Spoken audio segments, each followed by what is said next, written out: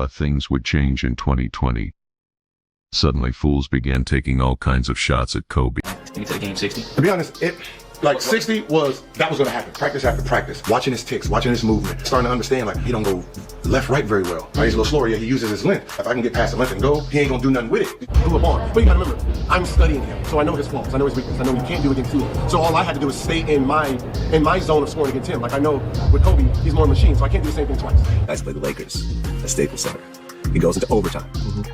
You scored 60 points against Kobe. Then, without even taking another shot, his ranking went from maybe 1 or 2 all the way down to 9 or 10. Hey, can I get one more name in this? Because we're going to run out of time, and we've only... Sure. The other name that people seem to be reacting to most strongly on social media yesterday was the name Kobe Bryant, who came in at number 9 on this list. I had Bruce Bowen on here an hour ago saying he would put Kobe 2. Bruce's list had Michael 1 and Kobe 2. Do you believe, and of course a lot of the fun is taken out of this part of the conversation considering the circumstances, but we're talking about the careers here. Do you believe that Kobe should have been higher on the list? No, I do not. And I told, listen, God rest his soul, when Kobe was alive, he and I talked about this. I didn't even consider him top 5. I definitely considered him top 10, but not top 5. But here's the ultimate indictment. Anytime you think of Kobe Bryant, you think of Michael Jordan and how he came behind Michael Jordan. And so as a result, you have somebody that played his position that is clearly in front of him. And I think ultimately what will forever be held against Kobe Bryant was that he separated from Shaquille O'Neal. All of that plays into it because instead of 5 titles, he might have had 7 or 8 titles had they stayed together. People look at that and they say that comes into the equation as well. Sure, you proved that you could win without Shaq, but you could have been on the floor doing your thing. But also you two, both you and Shaq, could have worked better together as teammates and made sure that you kept that bond tight and together as opposed to severing it. I think that gets held against Kobe, and that's why he falls out of the top 5. Now all kinds of lesser players are just taking shots at Kobe when they feel like... Is actually correct. Like, when did ring culture become a thing, right? When you talk about a team award, something that a structure needs to win, does not boost you in front of individual accomplishments. And when you used Kobe, would frowned upon what LeBron said, I would disagree with that. Got you. I would disagree with that. I remember what I said there. In real time, Kobe had 3 rings. Y'all wasn't treating him like a 3-ring player. You were treating him like a sidekick. He was considered a sidekick. He was considered a Robin. He was considered the next Pippen. In 2002, with 3 rings, we were still comparing T-Mac. Who was better in the league? You couldn't convince the NBA down the middle who was better. So between T-Mac and Cole. Totally true. Right? So if you're sitting there with 3 rings and you're still being compared to someone who doesn't have rings, what do you think happened? I need individual accomplishments. Can you please get rid of Shaq? Right? Because if it was about rings, there was no reason for the fallout with him and Shaq. The fallout was about you only respect the driver of the car. No one respects the passenger of rings. Right? There's no one says it, but the one who's leading the one who's leading the team, that's the gold member right there. That ring counts. The second option ring, that's silver when no one respects it. In history, no one has respected. Scottie Pippen's You got Scottie Pippen with 6 rings that's ranked on the all-time list 32. Right? You got people that don't have rings that's in front of them. So what LeBron is saying is like, wait a minute, when did we take away your greatness as a player and use team structured awards? Right? Because then you're only talking about if you get drafted to Boston, Los Angeles, like what, half of the league came from big cities that's in, more than half that's in the top 75, right? So it's basically saying whoever has private school teaching in the organization is what wins. Because these public school players down in Memphis, Minnesota, you have a hard time. Very eloquent argument. You won't get away with it, though, but I'll let y'all go first. I'll be back. Players with 1 playoff win in 13 seasons are comparing themselves to Kobe. We have too many talented players that come through this league that are championship worthy. What I mean by that, if you take them off a team that is a championship quality team, replace me with Kobe with Shaq. I don't win a championship. You don't think I could carry the Lakers to a championship? Like, I've never had the opportunity. Correct. I felt like if I was put in that position to win a championship, I damn sure would show up and do what I do in the playoffs to elevate my team to that level. I just never had the chance. So do I get diminished because I never won a championship? Right. Yeah, that's what. Is it my fault? That's what they're saying. That's what they're saying. Right. Is it my fault? Right. I was never put in that position, Steve. And then add another layer onto it, T-Mac. Then you have players that start saying, okay, no, now I got to be a de facto GM. Huh? Now I have to be a de facto and that creates GM. the ring now I got to chasing. find. Because now players are going everywhere because they need to get the rings. No. Now, I get, when it comes to LeBron and he gets traded or goes to Miami. LeBron wasn't talking about Bron, though, T-Mac. No, but I'm talking about the other players. One, in a not sense. two. If they are going as far to try to take away his finals MVP, what will be next? A lot of people don't know that in that finals, that last finals that they won, Kobe didn't play well. Kobe didn't shoot the ball well. Actually, everybody thought Pau Gasol should have been MVP. That's how well Pau was playing, and Kobe was playing awful. But you never could tell when you turned the TV on that he was struggling because his leadership is always there. His intensity is always, that fire is always there. So because he's 8 for 24 from the field or something like that, you could never tell with a player like Kobe. But fook the haters. With over 28 points a game average, 8 rebounds, and 4 assists, the 2010 Finals MVP and the winner of the Bill Russell NBA Finals MVP is none other than Kobe Bryant.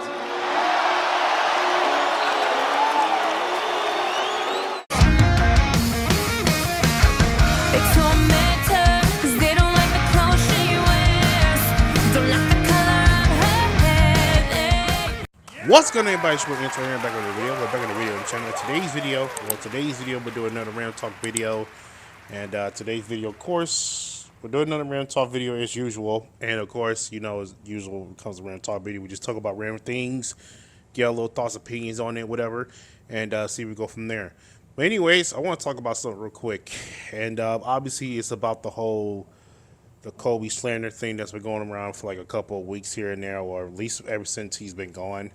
Obviously, it's been like I know this subject was going around for at least about a week or two ago. I'm sorry. Like I said, I could have talked about this a week or two ago, but, a lot of things in my life that happened that I cannot control. I had to go take care of those things. But nonetheless, though, I want to talk about this real quick about the whole, Kobe little thing that's been going around between, of course, when T-Mac and Trace McGrady, of course, Trace McGrady, aka T-Mac, of course, alongside with Gil Arenas, they went on to, this, the first take, of course, they talk about the whole entire, the ring culture thing that LeBron was talking about. We'll get to that first. And then, of course, they talk about, T-Mac's little thing, how he feel like he wasn't in a position whenever, like, okay, but anyway, besides that, though, I do want to say thank y'all for all the support for the whole entire, YouTube channel. It means a lot to me as well. I'm saying? Let's keep it continuing. Let's keep it going. And yeah, that's pretty much it. I'm saying? I ain't always laying on time. So obviously, I already know. Let's talk about this real quick. Obviously, this is insane what I'm talking about.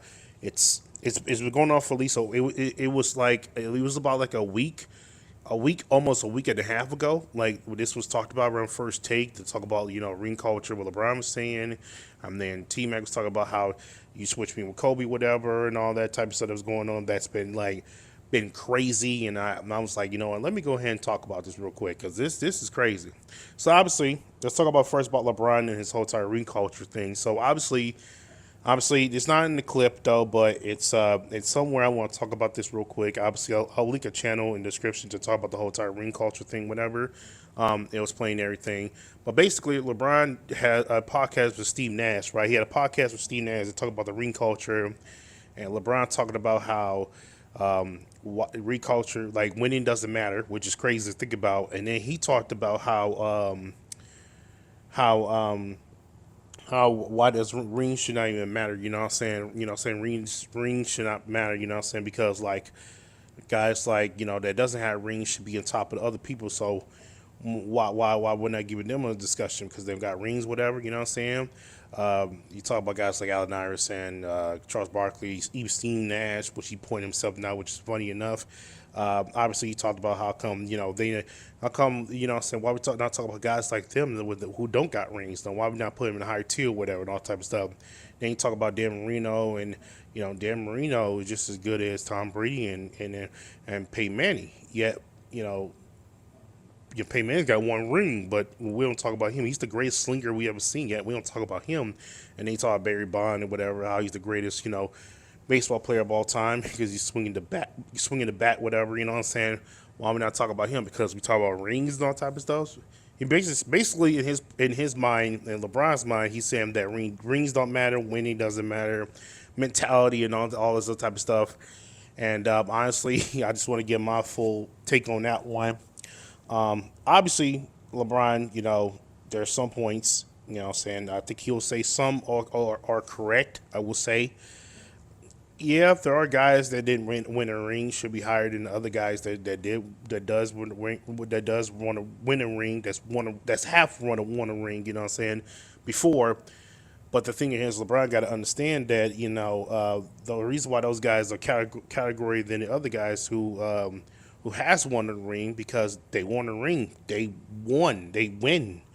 They came to play to win, but also, you know what I'm saying, they came to win and to to win, at the end of the day. Winning matters, to win a championship, Dan Marino was great. He was really great at this time as a quarterback, the best slinger in the world. But the reason why he's not out the conversation as Peyton Manning and Tom Brady is because he hasn't won a ring. He has numerous occasions to where he could have led the Dolphins, to the playoffs to win a Super Bowl. But because he didn't, he couldn't win a ring. He couldn't win the whole thing. That's why Tom Brady and Peyton Manning, they're so up higher than Dan Marino, because they have won a ring. They have won. Ring matters. Winning matters. The whole point of playing sports in the first place is not just to brag about who got more stats than who, or to maybe have a little bit of fun. You can say that, but most importantly, to win. You want to win. As Peyton Manning and Tom Brady, they have proven themselves that they could go all the way to win. Dan Marino was great at his time when he was the greatest slinger of all time. Like he was really good at his time, but what separated from him to Tom Brady and Peyton Manning, and it's that they all have won rings. They have won. That's why there's so many people they're putting putting so many people up over, Dan Marino, because he hasn't won a ring. He hasn't won the big ones yet. He was great at his time. Don't get me wrong. Dan Marino was great at his time, but he hasn't won the big one. You know what I'm saying? Barry Bonds, same thing. The greatest baseball player to ever live, or one of the greatest. You know what I'm saying? He had home runs left and right. Really good, right? But the reason why he's not as great as Babe Ruth or any other players, you know what I'm saying? Like they were teased and everybody else, because he hasn't won the big one. He hasn't won a ring. You know what I'm saying? You know what I'm saying? He's great, really great. Arguably, probably one of the greatest, baseball player of all time. But you know what I'm saying? But he hasn't won that big championship. You know what I'm saying? That big World Series championship. The other guys like Babe Ruth and Dave Ortiz and many more have won. You know what I'm saying? You could have the greatest stats in any other sport you could think of in your mind. You know what I'm saying? But if you can't capitalize off of winning a championship, then those stats won't mean nothing. I mean, it will mean something in the record books. You know what I'm saying? But if you can't go all the way to win a championship, or get the big ones, then those won't matter. Those stats you have built up won't even matter. There's a reason why Greg Gretzky, who was one of the greatest hockey players of all time, who had the best goal at one point until the other older guy broke it, right? He was really, at that one point, the greatest hockey player of all time. He had all the accolades and everything. And, he was winning. He was doing all this right. He was breaking records, shattered hockey, NHL hockey, records and all type of stuff. But if he didn't get that Stanley Cup, all that things that he had put in the hard work into breaking records would not mean as much, and it wouldn't be considered as probably one of the greatest hockey players of all time. You know what I'm saying? So ring matters, championship matters. It matters to any sport you can think of. You can have as much accolades as you can. You can be the most best athlete. You can have so much record you could break in so many years. But if you ain't got nothing to back it up when it comes to championships, that won't mean much. So I can understand where LeBron's coming from with the whole entire, yeah, there should be other players who has a one championship or whatever. There should be categories above players who have one championship. But the problem here is the reason why they're not categories of others because they haven't won the big one. Ring matters. It matters. Winning matters too as well. The whole point of playing sports in the first place is to win, not to just go have fun and get money and whatever. You're gonna get those, but if you ain't winning, all that shit won't mean anything. So I don't understand what the logic of LeBron's saying of the whole entire ring culture thing and then winning doesn't matter because it kind of just doesn't make any sense. You know what I'm saying? Because like all these players that you mentioned that has won a championship, whatever, they're great players, but what separated them from other players that was one, they're great too as well as much as those players because they won a championship. So to sit there and say that ring should not be a thing or shouldn't matter, but it should because it's really what have individuals who are really a great player rise above other players who are really that great too as well. And on top of that though as well, it really proves that they're the best. That's why championship is so important. Prove that they have won it all, that they're the best. You know what I'm saying? That they have win a championship. So I don't get the logic of the ring culture logic of what LeBron's saying. I understand what some of it, but like not all of it. You know what I'm saying? I understand the message here, but it's the wrong message, because he talked about how ring doesn't matter, winning doesn't matter.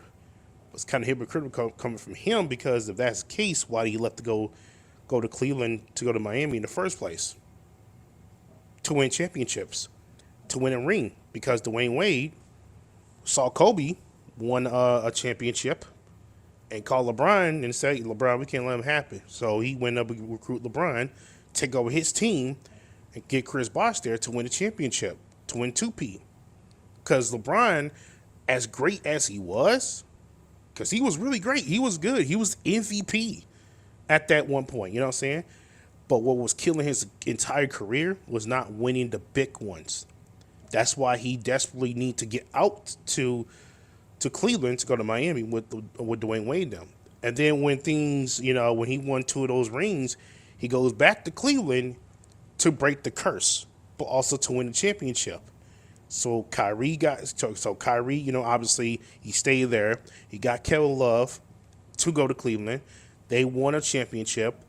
He came back from a 3-1 deficit to beat, Stephen Curry, who was the unanimous MVP, who has shattered the record for 73-9 record, you know what I'm saying, for the most wins in NBA history. It was the Golden State Warriors, you know what I'm saying, and he proclaimed himself as a GOAT right there when he talked to Rich Paul, whatever he said, that right there was maybe the greatest basketball player of all time. He said it himself when he came down 3-1. And guess what ended up happening when he came out 3-1? He ended up winning the championship. That meant him alone, and that pushed the narrative of him being considered the greatest of all time. Then he went to the Lakers. He literally got my boy AD, because obviously he sat out to go get traded to go to the Lakers with AD and got a chip. You know what I'm saying? Because he realized he couldn't do this alone. You know what I'm saying? So I get what LeBron's saying. I get where he's coming from with the whole entire ring culture thing. But the way he's saying, though, it's just not adding up because it's kind of hypocritical what he's saying. Because what he's saying is basically winning doesn't matter, which is ridiculous because the whole point of us playing in sports or anything in general is to win, not to go chase stats or whatever. You know what I'm saying? Because we all know LeBron's going to have probably the biggest stats, one of the biggest, stat liners when his whole career is set and done. You know what I'm saying? He going to have the most points He gonna have whatever accolade he has left, most by any player in history because he played the longer. You know what I'm saying? But it took him that much amount of time to do it. But let me not get there though. So I get the understanding of where LeBron's coming from, the ring culture one. Just the way he's saying it though is kind of pretty odd. You know what I'm saying? So yeah, I just want to point that out real quick. I know that's like, damn, you just took 20 plus minutes to say what you got to say about the ring culture. You could have said it in a separate video. I'm sorry, but you know, this is going to be a long video anyway, so I figured why not say what I got to say, get things off my chest about the whole ring culture thing. And then for the record book, the reason why, like I said, we don't, like I said this before, the reason why those players are like separated from players who won because they have won. But here's the thing about the whole Charles Barkley and Allen Iverson type of stuff. He's talking about why we don't categorize them as above other players because they have won a ring and all type of stuff. We categorize them in the most respectful way besides them winning the ring. Like, I think LeBron was talking about, so because we don't talk about that as much because they don't win the ring, that's not the case. We talk about Allen Iverson a lot.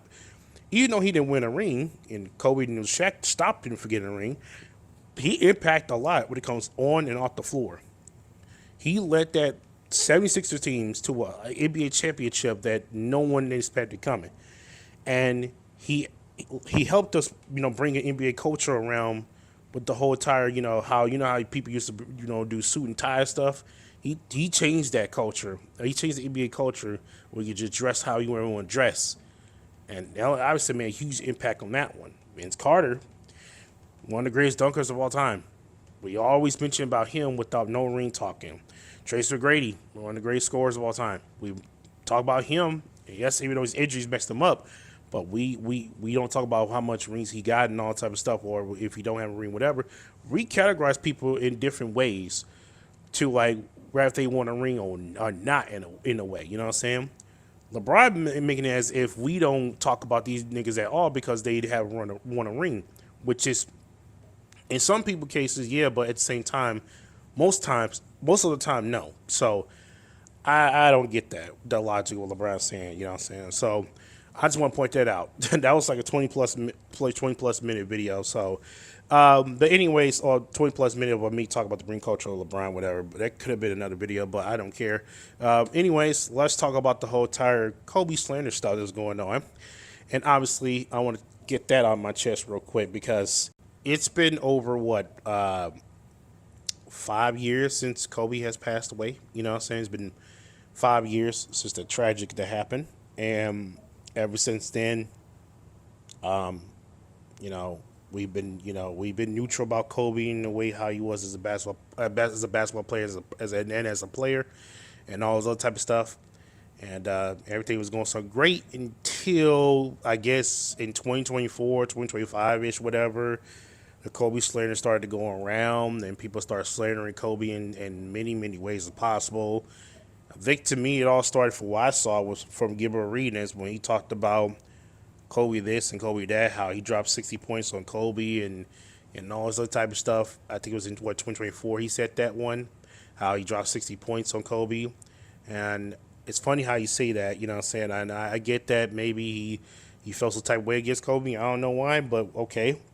And then we go to First Take. Trace McGrady talking about how, he put me in a position, switched me with Shaq and switched me with Kobe. You didn't think I would win a championship here and there?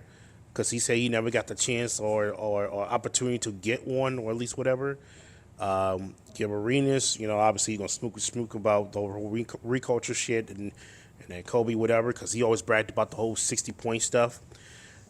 A lot of shit that's going on with Kobe and his slander, and the man's not here no more. He's gone. He passed away 5 years ago, and it's ridiculous. It's sad and then ridiculous because what these two are saying, what Gilbert Arenas and Tracy McGrady are saying, is what going to make other people saying the exact same way as well, because they have audience, they have fan base that's willing to agree with them whatever they say, whatever they can say.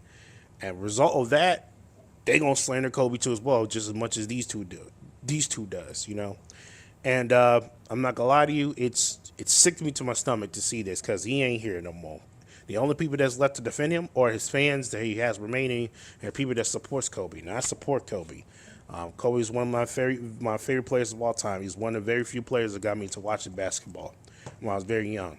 So him getting this slander and all type of stuff when he ain't here, it just kind of sick me to my stomach. Because where was all this energy when Kobe was here? Now all of a sudden he's gone. Let's talk down this man's career and legacy in his life. Like he was thrown away like trash. Which this is what Tracy McGrady this is what Tracy McGrady and Gilbert Arenas was doing. And it's sad. It's sad because these are the same two people that praised Kobe a lot. Now all of a sudden he's gone and turning back. So now all of a sudden now we're just not gonna praise him no more. And yeah. So basically, I guess Gilbert Arenas, with his talk about his 60 points, talk about bragging about Kobe here and there, and how Kobe, this and that. He talked about how he showed Kobe's weakness, whatever, and how he dropped 60 points to Kobe. It's funny how you say that because it took overtime to drop 60 points on Kobe, or was it the fourth quarter? Either way, it took 60 points to drop Kobe. Great. But Kobe dropped 81 points on the Toronto Raptors with Jalen Rose. He dropped more points than he has dropped in a single game. And Toronto Raptors was a weak team, but so was Kobe's team as well. He had teammate Kwame Brown, so let that sink in real quick. So, of course, he was able to drop 60 points. Okay, so let's not get that to Gilbert Arenas, so throw him out the way. Tracy McGrady, he talked about how if he were be in a position with him and Shaq, you would think he would win a championship, whatever, all this other type of stuff. I would agree with T-Mac on this one. He maybe win one championship with Shaq because he was very good as a scorer and everything else. But back-to-back, no. Three-peat, absolutely not. Why I say that? Because T-Mac's injury, his work ethic, and his defense will play a key factor of them going back-to-back and three-peat. I don't believe he's going to do any of those things. And the reason why I say that is because T-Mac has had injury problems even during his prime, even after his prime. So that goes to tell you that one, you know what I'm saying? That's one. And two, T-Mac, as much of a great scorer he was, there were times where T-Mac would not show up when he needed the most. And this happened around the time we was with the Magic and when he was with Houston, when it was the Game 7, the overtime, fourth quarter, second half. Like T-Mac will have some games, not all games, some games where he wouldn't show up. He would show up, but there's some games he would not show up and matter the most. Kobe, on the other hand, fourth quarters, overtimes, second half, you name it, he would show up. And he could, if somehow he has a struggling off game, he makes it up for his defense. And speaking of defense, Kobe has a lot first team and second team defense on his record book. T-Mac has 0. And here's the thing here, T-Mac, he's a decent defender. He was all right, but he was more of a scorer than a defender. So he would score on a lethal level. There are times where Shaq was struggling, he will pick up for Shaq. However, when we talk about the fourth quarters and second halves and then the overtimes and when his team desperately need him the most, he kind of mess up and fold, you know what I'm saying? And then there was a time, I think there was a clip, Ron Artest, before he went to the Lakers, he was a Houston Rockets. He called out Tracy McGrady because he had lack of defense that was going on. And this was during a time where they actually was trying to get to the next round, or it was Game 7 or whatever. And unfortunately, he didn't show up, and the defense, the other team exposes their defense. He couldn't get past Dallas Mavericks, the San Antonio Spurs, and I think, was it the Charlotte Bobcats? Or was it Charlotte Hornets? I can't remember. It was one of those teams. And he got eliminated because of those teams. He couldn't make past the first round because those teams were obviously were outshining him in many ways. So don't get me wrong, T-Mac would win one championship with Shaq. I do agree with that one. But in the long run, him doing 2P or 3P, no. Absolutely not. Because as much as you got a great offense, his defense, it's all right, but it's very questionable. So I don't understand why T-Mac like to put himself in Kobe's shoes or whatever to try to fit his narrative and say that he could 3P or whatever. Like I don't understand that. That makes zero sense. You know what I'm saying? And no disrespect to T-Mac. I love T-Mac. I love everything about him. He's one of those what-if players. And he's one of the best scorers I've ever seen in my entire life. I love T-Mac. Every time he has the basketball, he always make it automatically. He will make that 99.9% of the time. Well, scratch that 90% of the time because the fourth quarter, overtime, and the second half. But let me not get into it. As much as I love T-Mac, what he's saying right here is full of BS. And plus, on top of that, though, if I'm being real with T-Mac here, let's be real. He talk about he never had opportunities. And that right there is what kind of infuriates me more about T-Mac. He talks about how he never got that opportunity, nor he never got that chance to have someone to be on the side to help him, get close to a championship. You had Yao Ming. You had a piece around Atlanta Magic. You have Vince Carter. You have 3 opportunities on 3 different teams to make something shake, to make something happen in your career, Tracy, to get past second round, to get to a championship that you wanted. You had chances. You had it. And you blew it. And injuries, unfortunately, play a factor to it, but also there are times where you were the man on the Magic, on the Houston, whatever. You know what I'm saying? You had chances to where you was in a playoff where the team needs you the most. 4 quarters, four quarters, second half, overtimes. Sometimes you will fold under those pressure. That's why you got eliminated out of the playoffs. This happened when he was in a Magic uniform. This happened when he was in a Rockets uniform. He had so many opportunities to make past the second round. And not make past second round, make past the first round, and he blew it. He had chances to where when he becomes the man on the team, and he blew it. Yao Ming, he blew it. Atlanta Magic, he blew it. Even when Vince Carter and Trace McGrady, when Trace McGrady was teaming with his cousin, with his Carter, they could have been a really good duo. But he blew that up too as well because he didn't want to be a second fiddle to Vince Carter. He didn't want to be the sidekick, basically. He didn't want to be the second teamer or the second option. He wanted to be the first option.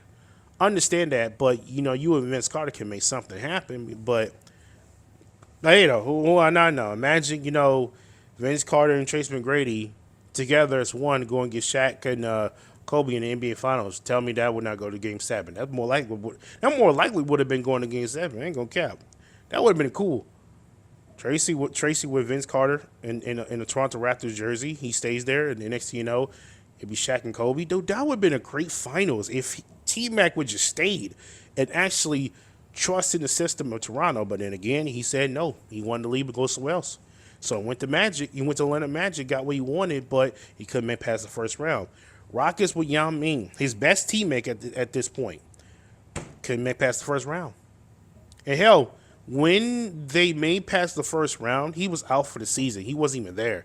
Yao Ming was the only one there. He was like 50%, but he made past the first round. The only time when Tracy McGrady made it past the first round is when he was out of his prime. He was with the San Antonio Spurs. That's when he finally made past the first round, but he wasn't even. He was just a bench warmer. So, again, there were so many opportunities that Tracy McGrady could have been great with his own team, with Atlanta Magic and Rockets. Hell, you with Vince Carter, but you blew it.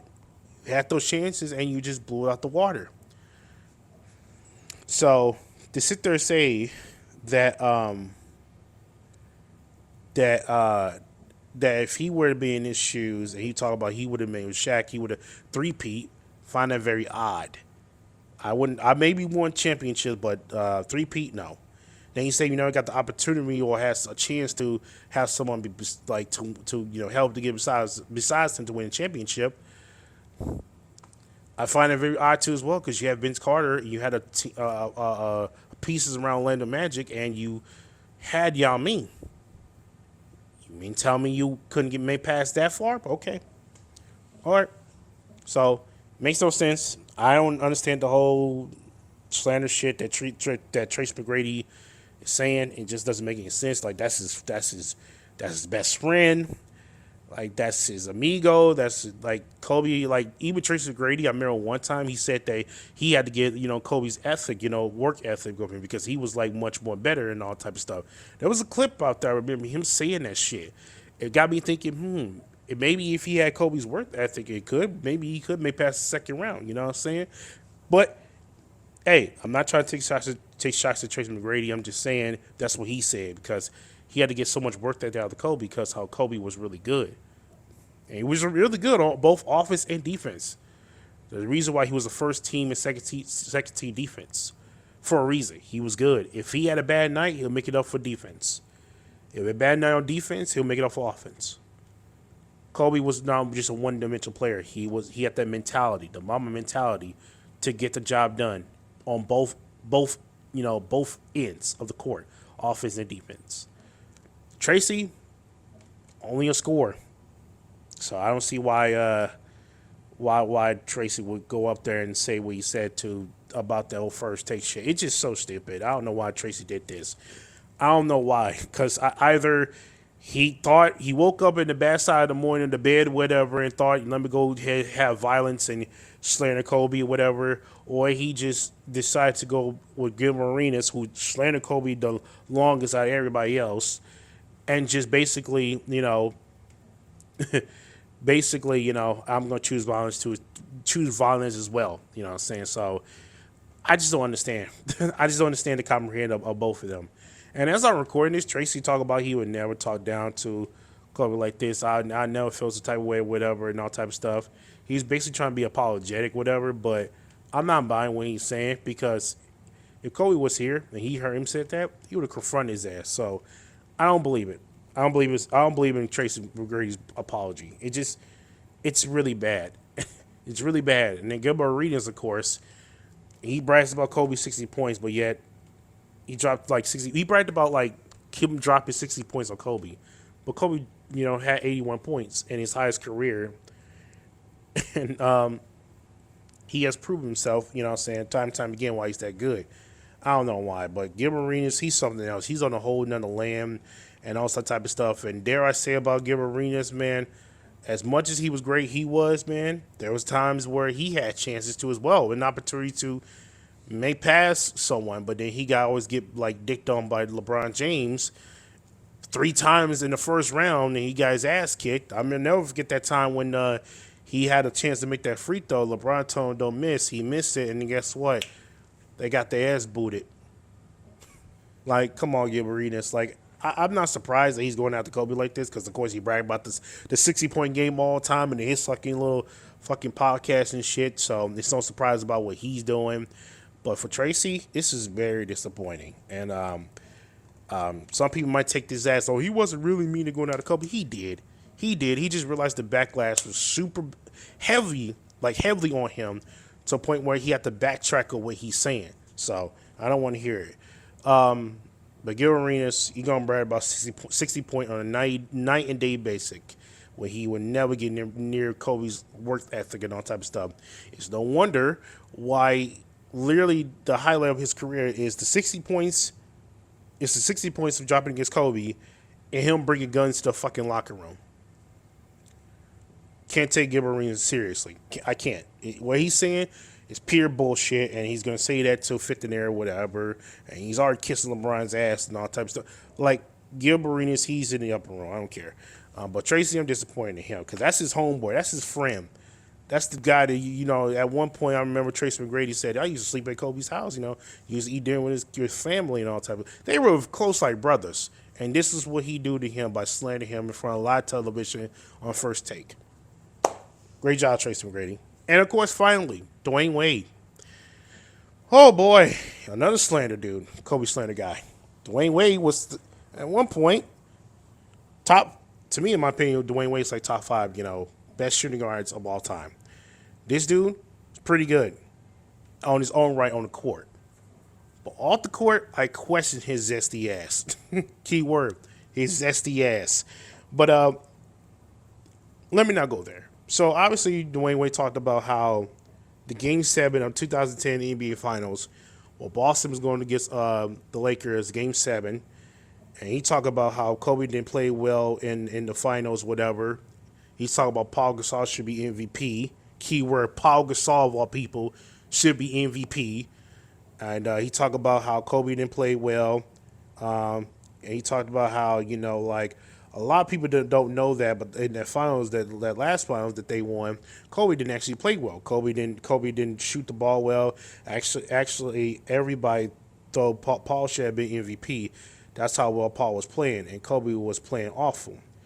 You know what I'm saying? But you never could tell when you turned the TV on, and that was struggling. He was struggling because his leadership is always there. His history was always. The fire is always there. So that's because he's 8 for 24 from the field or something like that. You can never tell with a player like Kobe. Which that's what Dwayne Wade said. He said that out of his own mouth. He said that. He's basically said because Kobe was 8 for 24 in the finals, in Game 7, Paul Gasol should, and he said it because Kobe was struggling in the finals, in Game 7, or the last championship that Kobe won, and because he was struggling 8 for 24. Paul Gasol should win the MVP, which kind of a dumb move by Dwayne Wade. I don't know why he's zesty ass saying this too as well. He got his zesty son doing all this shit. Let me not just go there. But you know, it's fucking crazy. So like, brother, he talking about Paul Gasol should win the MVP over Kobe in that last 2010, NBA Finals MVP. Let's check out the stats real quick. Kobe Bryant averaged 28 points, 0.6, 8 rebounds, 3.9 assists in that series, in the NBA Finals, the 2010 NBA Finals. And he shot 40% from the floor, right? Look at Paul Gasol's stats, the quote-unquote MVP in Dwayne Wade's eyes. Paul Gasol averaged 18.6, 18.6 points, 11.6 rebounds, and 3.7 assists while shooting 47.8% from the floor, you know what I'm saying? And that's pretty much it. Now, let me read Kobe Bryant stats again. So, Paul got 18.6 rebounds. You know what I'm saying? 18.6 points. Paul Gasol got 11.6 rebounds and 3.7 assists while shooting 47.8% from the floor. Kobe, 2010 NBA Finals stats. Read it again. 28.6 points, 8.8 rebound, and 3.9 assists. Shot 40.5% from the floor. Now, let me ask you guys this in the comment section. Who do you think that who you think that deserved the 2010 NBA Finals right now, based off the stat that I just told you guys? Of course, it's fucking Kobe Bryant, but we have delusionals. It's very clear that Dwayne Wade's delusional. There's no way you tell me, based off the stats of the average series of the points, you mean tell me Kobe didn't deserve the MVP compared to Paul? And he talked about that Game 7 where Kobe was struggling. Nigga, everybody was struggling. Paul Gasol was struggling. Andrew Bynum was struggling. Kobe was struggling. Derek Fisher was struggling. Everybody from the starters to the bench of the Lakers were struggling. Boston had the same old thing. You can look at the stats if you guys want to. Everyone was struggling. It was a bloodbath. It was a close game. It could have been 81's game. It could have been Boston winning that one. It could be Lakers winning that one. It was a very close game. It was a really close, bad game. Like, everyone was struggling on the floor to shoot threes, the field goal. It was a defensive game. Let's just say that. Like, it was very defensive. It was a low-scoring game. Like, it was like under 100 something points. Like, literally, it could have been anyone's game. So to sit there and say that Kobe was the one that was struggling throughout the series, nigga, everyone was. So I don't understand why zesty ass Dwayne Wade saying this shit, and like, it can't take these people seriously because they're saying this shit while Kobe ain't here and he passed away 5 fucking years ago. Like, come on now, what are we doing here? Like, it's ridiculous, man. Just like DeMarcus Cousins said, man, it's getting ridiculous out here. It's getting ridiculous. It's getting really ridiculous, man. The amount of slander that Kobe's getting. And on a daily basis is ridiculous. Like, why can't we just honor the man while this man put on, when he did good and when it comes to basketball and on and off the court. But Here we are slandering Kobe in 2025 when the man's not even here. No one can defend him except for his fans and the people like myself who support Kobe. These analysts and these people who think they know basketball shit slander Kobe and talk about he's not fucking top 3 or top 5 or fucking he's at least he's not top 10 or he's number 9 in that fucking chart. Like, it makes no fucking sense. But whatever. Okay. The amount of disrespect is ridiculous out here, man. It's just ridiculous, man. I just can't believe it when we're talking about this in 2025 about Kobe Bryant getting slandered, man. Like, he's putting so much hard work on and off the court every single day. When he was here, and now he's gone. Now the slander goes on, and now people like Tracy, Dwayne Wade, and now Gil Arenas, they run with the narrative of slandering Kobe. And the sad part about this, they ain't the only ones. These analyst people that think they know basketball, these analyst motherfuckers that think they know basketball are doing the same thing as much as these 3 dudes are doing. And, of course, with the amount of fan base they got, they're doing the same thing as well. It's funny when Kobe passed away, the slander started continue. Now, all of a sudden, no, let me scratch that. It's funny that when Kobe Bryant was here, the slander stopped. Now, Kobe's gone, let the slander begin. Let the slandering begin. I hear people talk about Kobe's overrated. He don't pass the ball as well. He's a ball hogger. Well, nigga, he's the only good. He's the only good person on the fucking team that can shoot the damn ball. Who else he gonna pass it to? I remember there was one clip where Kobe Bryant was trying to pass the ball to someone. I think it was Luke Walton. Luke didn't want to shoot the fucking ball. He was wide open for 3. And Kobe got fucking pissed. Who is he supposed to pass it to? And nobody, if a guy like Luke Walton don't want to shoot the fucking ball. But yeah, Kobe's a ball hogger. Like, whatever, man. Yeah, I would not be saying this shit if Kobe was here. But now, here we are. He's gone. 5 years later, let's slander this nigga's career to the fucking dirt. On and off court. Like, it's ridiculous. But anyways, honestly, man, I just want to talk about this real quick because the amount of slandering of Kobe Bryant that's been going on for the past week or 2, and that's been going on ever since he passed away.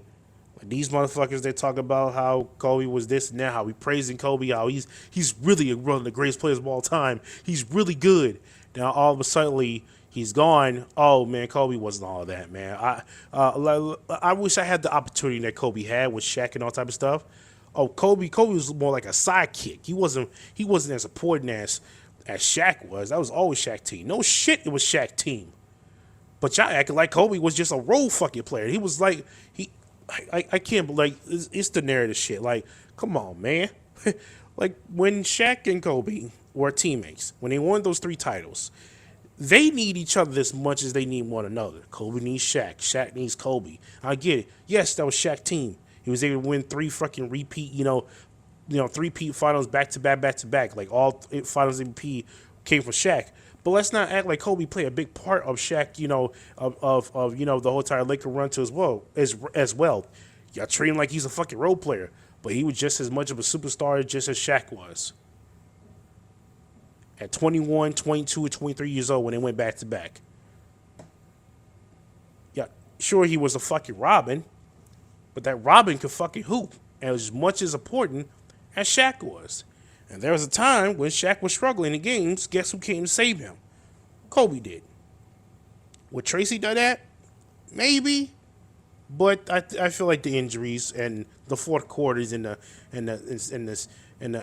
second halves and the overtimes when they were like, when those things would be in the place, I feel like Tracy would come under pressure and it would be bad. But Kobe, on the other hand, comes to clutch time, fourth quarter, second halves, overtime, he always delivered. But I digress. The amount of disrespect is ridiculous. But anyways, I ain't got nothing to say, man. Honestly, I said it long enough. I think I said pretty much everything I had to say to get out of my chest about these ring culture bullshit and the whole entire Tracy McGrady's, Gil Arenas and Dwayne Wade slander with Kobe and shit. I had to get that out of my chest real quick. I know it's a long-ass video, but, I mean, hey, I got to say what I got to say. Hopefully, I enjoyed today's video. The long random talk video I want to talk about. Make sure to leave a like, subscribe. Let me know in the comment section down below how you feel about the whole Kobe slander between T-Mac, Gil Arenas, Dwayne Wade, and everybody else that I mentioned in this whole thing. And when y'all think about LeBron James becomes a ring culture and all this type of stuff as well, I have nothing to say. I know it's a long random talk video. It's probably the longest one I probably ever did. But I had to do this because of Kobe, man. This slander shit between Kobe needs to stop. It's ridiculous.